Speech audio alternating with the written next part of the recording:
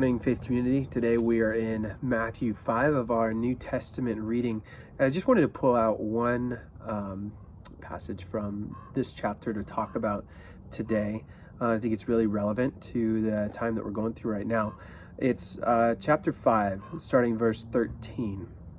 It says this: "You are the salt of the earth, but if the salt should lose its taste, how can it be made salty? It's no longer good for anything but to be thrown out and trampled on by men. You are the light of the world. A city situated on a hill cannot be hidden. No one lights a lamp and puts it under a basket, but rather on a lampstand, and gives it light for all who are in the house. In the same way, let your light shine before men, so that they may see your good works and give glory to your Father in heaven." So, us living in California, I think I would find it hard to imagine that not every single person has thought about leaving California at least once.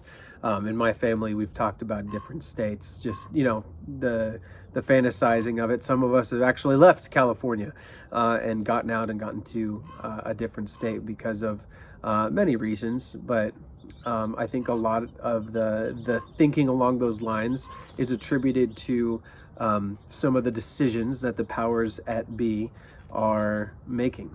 And I think that it's probably been told to us a couple times, but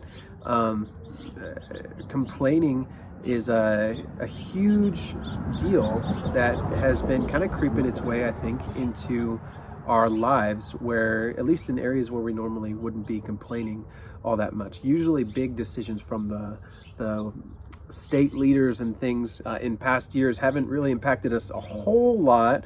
I mean, we talk about it when it comes time to vote and some other things like that, but as recent years have come by, some decisions that have been made and some mandates have been put in place that we are not fans of. And I think that when we are with our friends, when we are on social media for the world to see, I think a lot of times we just spend all our time, we all of our posts, all of our conversations and topics, they're all kind of bent on this, these mandates and these things that we don't agree with. And so here in Matthew 5, when it's talking about being the salt of the earth and being the light of the world, it's kind of hard to shed light on a dark situation or shed light into a dark place when we are kind of just molding into the darkness a little bit. Because a lot of the world, especially in California, a lot of the world doesn't really agree with the powers that be either. And so when seemingly our interests and a lot of the world's interests are aligned, we can say, oh, I guess, the world isn't so bad here, or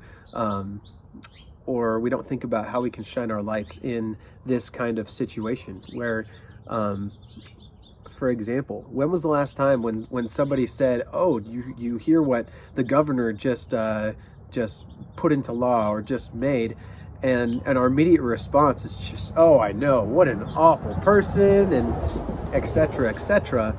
And when was the last time that you just took a step back and said, yeah, I don't agree with that, but God is in control? And, we'll do things. If there's things to do that can help counteract stuff like that, sure, do them. But I think the biggest deal that is going to put a dampener on our light to the world and making our salt tasteless, as it were, is just joining in with the world and complaining and with the things that are and how it could be better. I think it's a huge deal when we join along in that, because that really dents our testimony, I think, where if we're supposed to be different, if we're supposed to be Christ followers, we're supposed to be the strong ones in times of trial and conflict, that if we're just joining in with the rest of the world when we're complaining about this stuff, I think that's a huge dampener on sharing the gospel with the people that we should be sharing the gospel with. And something that's kind of been on my heart too, because, I've heard people say this before, and I've even thought it myself, like, well, what if the whole church just up and left this state and went to another one? And then my mind immediately went to, well, who's going to tell who's going to tell people in California about Jesus? And of course, other churches can do it. But if every church had that mindset of upping and leaving, then I'd be leaving California in a pretty dark place. Because we are the lights. We are the ones who are here taking Christ's message, the gospel, and sharing it with the people who need it. And I would argue that a lot of people in California need the gospel. And regardless of the situation we're in, I mean, we still have such a great living situation. I mean, compared to a lot of the missionaries that we support, that we send out to some of these different countries where they have to keep their mission there a secret. At least we can live with the freedom to worship still on every Sunday, go drive to church and worship openly with our fellow believers. And some people are in places there where their living conditions are not great, where the government there is not great. And in Jesus's time, the government, I would say, wasn't great either. But that didn't stop him from sharing the good news. And so I think that's what we need to keep in mind here. What Jesus is saying is we are the lights of the world. And the world, at this point, has kind of spoiled us a little bit compared to what time he was living in and compared to what other people live in, that it's really easy for us as Christians to become lackadaisical and to become tasteless and for our lights to be snuffed out or to be covered. So don't hide your light under a bushel. Let's make sure that we remember God's in control of all that's happening here. Nobody goes into power unless he allows it. And let's make sure that we are the salt of the earth. Thanks. See you later.